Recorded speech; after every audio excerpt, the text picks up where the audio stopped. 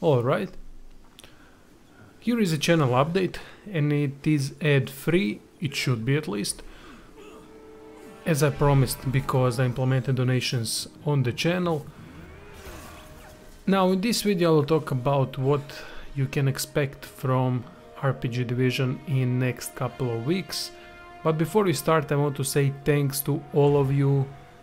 Because of your support, you really like my content, and especially thanks to my patrons who have been donating money on Patreon, and to John Munian who has donated through PayPal. Really guys, I appreciate it a lot. We still have a long way to go. I'm hoping I will be able to convince some more people in the upcoming months, because it is necessary and it means a lot to me that some people have already donated, because it's tough to get people to do something online for you. You don't know them personally, and the only way you can make them even think about helping you out is through your work. And that means everything to me, that you guys consider my work good enough so that you would help me. That means a lot more than any kind of money that I would get from donations or anything else. It means I'm doing something right here, and it really makes me happy.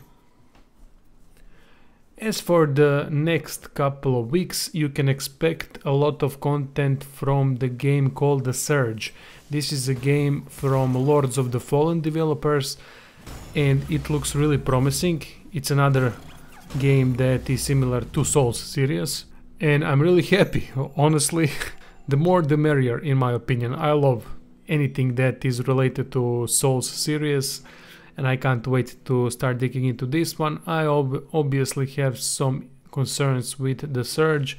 First of all, Lords of the Fallen was a good game. It was not great, but it was good. It had good gameplay, it had absolutely best armor sets that you've ever seen in gaming, in my opinion. It looked insanely good. I was so impressed with that, but the game was really unpolished and buggy, especially on the consoles. There was a free version for PlayStation Plus subscribers, if I'm not mistaken, a couple of months ago, and I've downloaded it to try it out again, and the game really felt so damn unpolished. It was almost unbearable to play, especially considering that we now have Bloodborne, Dark Souls from 1 to 3. Nioh didn't release by then, but still we had a lot of options, and simply the game lacked in polish department. Another concern that I have is that game only has 6 gigabytes.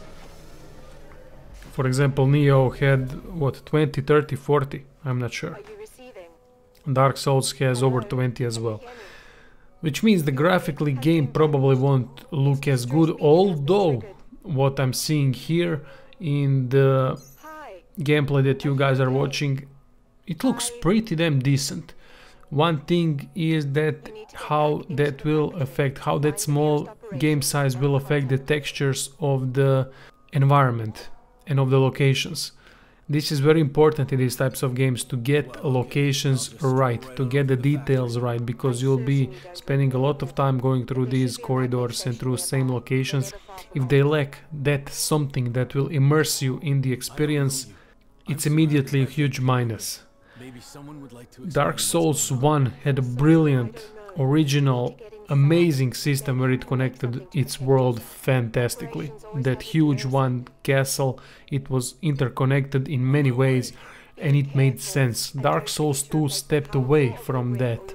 It was a negative step, in my opinion. The lack of connectivity was felt throughout the world, because at one moment you were in a dungeon, the next moment you were in Dragon Cliffs. It didn't make any sense, at least not that much. Although Dragon Airy location is still the best location I've ever seen in my life in gaming. It's mainly because I really like dragons. I'm a huge fan of dragons. Those beautiful mythical creatures are something that is constantly filling my imagination. So to do that type of location where there are a lot of dragons flying around, and then the one dropping down on a bridge, taking down the bridge that you need to walk on, it's absolutely insanity. and then fighting all of the ones that are guarding the eggs, and it was just like someone did that for me. Dark Souls 3 was a fantastic mix of Dark Souls 1 and Bloodborne, which might be the best of them all, in my opinion. I don't count PvP because I don't play PvP, but as for the game itself, it might be the best of them all. If I recall correctly, it had everything. I don't even understand why I started talking about Dark Souls. Anyway, I should be talking about The Surge.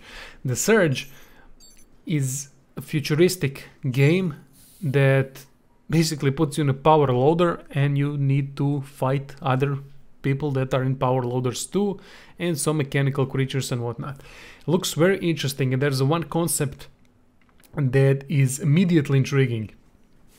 And that is, you can cut off limbs of your opponents, body parts and whatnot, and with it you can get schematics for improved armor, or you can get armor pieces if you did not destroy them in the process, and that will improve your gear. This could be something really original and cool. I don't remember any game doing something like that, at least not to this extent. We still need to see how that will work in practice, and it will be good or tedious or whatnot, but this is immediately a mechanic where I could do a lot of videos on. Great idea. The game looks good, but as I said, those couple of concerns are lingering over, and we shall see when the game comes out. But because of it's from the developers of Lords of the Fallen, I have faith in the game. I've already purchased it, it's preloaded, waiting for me to start digging into it. And I'm excited because I did not even think there would be a game soon enough for me to record. So I need to thank one person that first asked me if I'm going to play The Surge. I didn't even know The Surge would be coming out. I was so into Nioh and then into Mass Effect, so much time. I didn't even watch sports, I didn't even have time to pick on anything, I didn't even have time to read news, nothing. I mean, every minute of every day just work. And I didn't even know about The Surge, to be honest. And then I looked it up, and then I immediately realized I need to do this. First plan was to do Injustice 2 videos, but I'm not that great at fighting games, at least not anymore. I was when I was younger, but not anymore. I can't be arsed to learn all the combos anymore and whatnot, and most of the other people that are good at those types of games will cover them throughout, so you don't need me doing that as well. The Surge is coming at a great time because I've just finished DLC videos for Nioh, which might be my favorite game of the year so far. I really don't know what to record anymore for Nioh, at least not until the next DLC arrives. But it doesn't mean I'm going to stop doing Nioh videos, not at all. I'm doing The Surge, and afterwards I'm getting right back into Nioh. And that would be it, lads, for this video. Once more, thank you all for the support.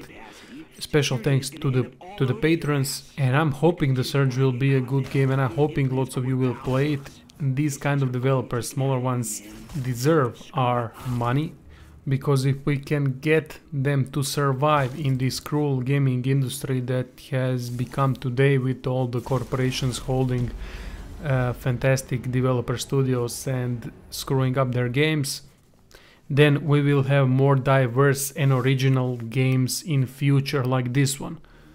Although it is a Souls clone, it's a very different take on it, which I like. Medieval and feudal or feudal Japan, I don't know how to pronounce that word, will always be my favorite age because of the samurais, ninjas, katanas, knights and whatnot. It's the setting that I will always prefer, but this is a good thing, a good change, because this is the first in Soul-like games that we have a sci-fi version on it. So why the hell not? Bringing on diversity is always a good thing. Well, enough of me rambling. I hope you guys will play the game as well, so that I'm not doing videos for nothing. And that would be it. Cheers!